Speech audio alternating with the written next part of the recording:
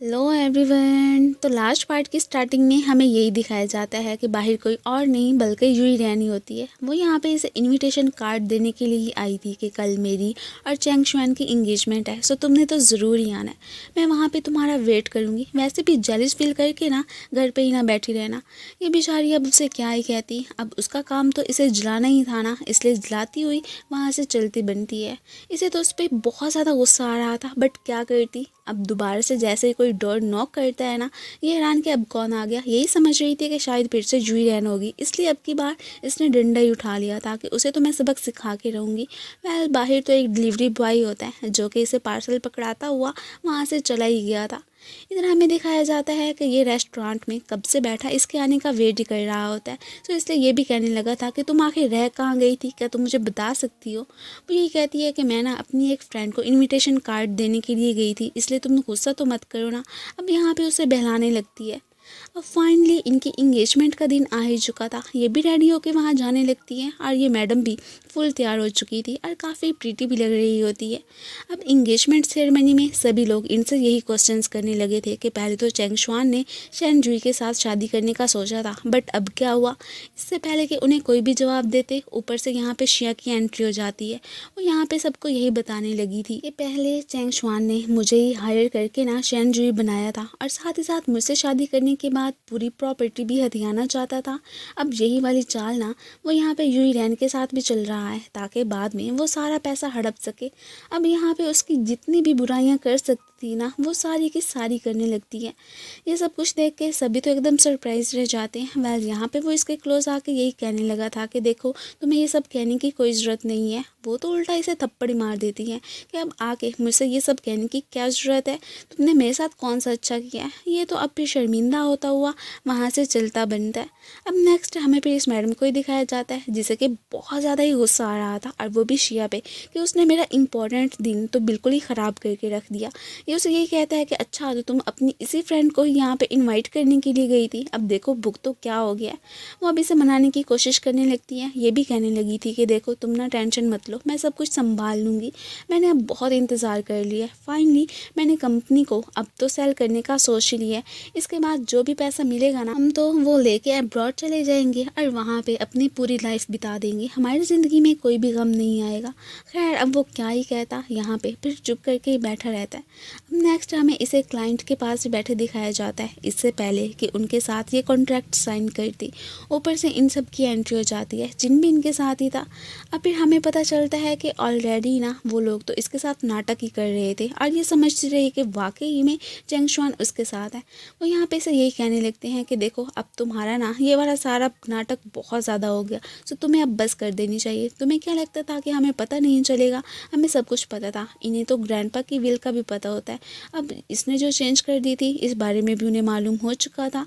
अब फिर हमें तभी फ्लैशबैक का सीन दिखाया जाता है कि वो पार्सल चैंग शुआन ने इसे सेंड किया था और सारा कुछ बता दिया था कि तुमने आखिर कल इंगेजमेंट सेरेमनी में आके क्या कहना है। सो उसने अकॉर्डिंग टू प्लानिंग क्या कि इनकी इंगेजमेंट वहीं पे ही ख़त्म होके रह जाए।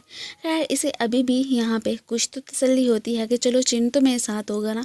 वो इसे यही कहने लगता है कि देखो मुझे ना तुम भूल ही जाओ, मैं तो उसके साथ ही होऊंगा जो कि कंपनी का भला चाहेगा। वैसे भी वो यहाँ पे शेयर होल्डर ही होता है ना, सो जहाँ पे मुनाफा हुआ वो उसके साथ ही। अब यहाँ पे ये साहब तो इसे जाने के लिए कहने लगे थे, तुमने क्या सोचा था हमें कुछ भी पता नहीं चलेगा। वैसे भी कंपनी के ज़्यादा सारे शेयर्स यहाँ पे शिया के नाम ही हैं, सो इसलिए तुम ये नाटक करना बंद कर दो। अब ये क्लाइंट साहब तो वहाँ से चलते बनते हैं कि ये क्या मजाक था। ये गुस्से में आके यहाँ पे शिया पे ही हाथ उठाने लगती है, तो वो इसका हाथ पकड़ लेता है कि आइंदा के बाद ना इससे दूर ही रहना, मैं ना देखूँ कि तुम इसके आसपास भी भटक रही हो। अब ये लोग यहाँ पे बातें कर ही रहे होते हैं कि तभी असिस्टेंट के थ्रू इन्हें पता चलता है कि अभी मुझे बटलर का मैसेज आया कि ग्रैंडपा को होश आ गया है। ये सभी लोग उनके पास ही जाने लगते हैं। पीछे से ये अकेली ही रह गई थी, इसका तो सब कुछ ही तब्दील होकर रह गया था ना। इधर हमें फिर घर का ही सीन दिखाया जाता है। ये लोग ग्रैंडपा से मिलने के लिए आ गए थे, अब तो उनकी कंडीशन काफ़ी बेहतर होती है। वो यहाँ पे फिर चैंग शुआन को ही अपने पास बुलाते हैं। यही कहने लगे थे कि मेरे ना अब तुम्हें लेके सारे इरादे चेंज हो चुके हैं। देखो जो मेरी अपनी थी उसने मेरे साथ क्या किया, और तुम प्राय होते हुए भी मेरा कितना साथ देते रहे और मैंने ये नोट ही नहीं किया। सो अब ब्लड रिलेशन को छोड़ो, मैं ना अपनी कंपनी के सारे शेयर्स तुम्हारे नाम ही करता हूँ, आज से तुम ही ये सब कुछ संभालोगे। ये सब कुछ सुन के यहाँ पे शिया को तो बहुत ही ज़्यादा अच्छा लगता है। यहाँ पे इन दोनों ने सारे काम तो निपटा लिए थे, इसलिए शिया उससे कहती है क्यों ना हम कुछ दिन की लीव लेके ना इस आइलैंड से बहुत दूर चले जाएं और साथ में अच्छा सा टाइम स्पेंड करें।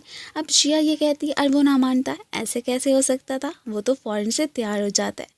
अब नेक्स्ट हमें फिर इन दोनों को शिप में ही बैठे दिखाया जाता है। आज तो फाइनली इसका कैप्टन बनने का फिर ड्रीम भी पूरा हो चुका था। दोनों साथ में काफ़ी ज़्यादा इंजॉय करते हैं। शिया की मानो तो यहाँ पे लाइफ भी चेंज होके ही रह गई हो। अब नेक्स्ट हमें यही दिखाया जाता है कि इसे रूम में ना देख के ना ये बेचारा तो बहुत ज़्यादा परेशान हो गया था। अब बाहर आके देखता है वो तो इसका वेट कर रही होती है।